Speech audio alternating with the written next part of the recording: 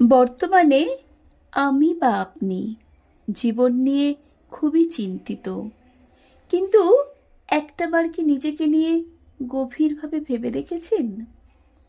জীবনটা তোমার, চয়েসও তোমার। এই পৃথিবীতে চলতে গেলে প্রতিনিয়ত অসংখ্য মানুষের মুখোমুখি হতে হবে, ভিড় ঠেলে সামনে এগোতে হবে, নানান রকম কথা কানে আসবে, কিন্তু এই ভিড়ে তুমি যা করো তা হলো ইগনোর। কারণ জীবনটা তোমার, সিদ্ধান্তও তোমাকেই নিতে হবে। জীবনের পথে কিছু মানুষ আসবে শুধুমাত্র আবর্জনা ছড়াতে। তাদের কাজই হলো তোমার চারপাশটাকে বিষিয়ে তোলা। তাদের থেকে তুমি দূরে থাকো। নেগেটিভিটি দেখলেই নিজেকে সরিয়ে নাও। এতে কোনো লজ্জা নেই, বরং এটাই বুদ্ধিমানের কাজ। খারাপ লাগলেও মানতে হবে, যাদের তুমি বন্ধু ভাবো তাদের অনেকেই তোমার ক্ষতি দেখতে চায়। তারা সহানুভূতির মুখোশ পরে তোমার কাটা ঘায়ে নুন ছিটায়। তুমি সেই সুযোগটা দিও না। অপ্রয়োজনে তর্কে যেও না। কাউকে বোঝানোর দরকার নেই। কেউ যদি তোমাকে মূর্খ বলে, হেসে উড়িয়ে দাও। তোমার সময় আর শক্তিটা বাঁচাও, কারণ সেটাই আসল।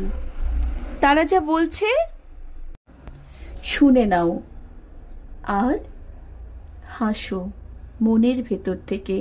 ধন্যবাদ বলে নিজের পথে এগিয়ে চলো। যারা নিজের সিদ্ধান্ত নিজে নিতে পারে তারাই আসল জীবনটা বোঝে।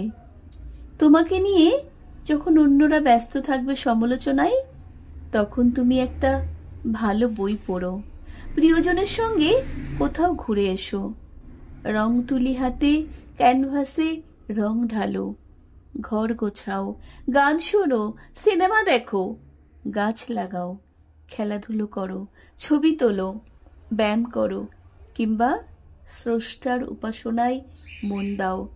সবচেয়ে জরুরি ব্যাপার হলো তাদের কথায় রিয়্যাক্ট করো না। দিন শেষে তুমি জানো তুমি কে, আর কারা তোমার জীবনে সত্যিকারের গুরুত্ব রাখে। তোমার পরিবারও প্রকৃত বন্ধুদের নিয়ে একটা নিরাপদ বাউন্ডারি তৈরি করে তাদের কাছেই নিজেকে উজাড় করে দাও, যাদের সামনে তুমি আয়নার মতো দাঁড়াতে পারো, যাদের সামনে ঝুঁকতে পারো, কারণ তারাই তোমার মঙ্গল চায়। বাকিদের একপাশে সরিয়ে দাও, তারা শুধুই শব্দ দূষণ। একটা কথা মনে রেখো, জীবনটা অপূর্ব সুন্দর। তুমি যে পৃথিবীতে আছো সেটাও অপূর্ব। পথ চলায় যদি আগাছা বা কাটা ঝোপ সামনে আসে, সাইড কাটিয়ে এগিয়ে যাও। সব কথার উত্তর দিতে নেই, সব কিছুর প্রতিক্রিয়া দেখাতে নেই, সবাইকে বোঝানোরও দরকার নেই। এই ছোট ছোট বোধগুলো যদি আয়ত্তে আনো, তবে হারাবার কিছুই থাকবে না, জয়টাই হবে তোমার। সংগৃহীত কণ্ঠে আমি সুমি।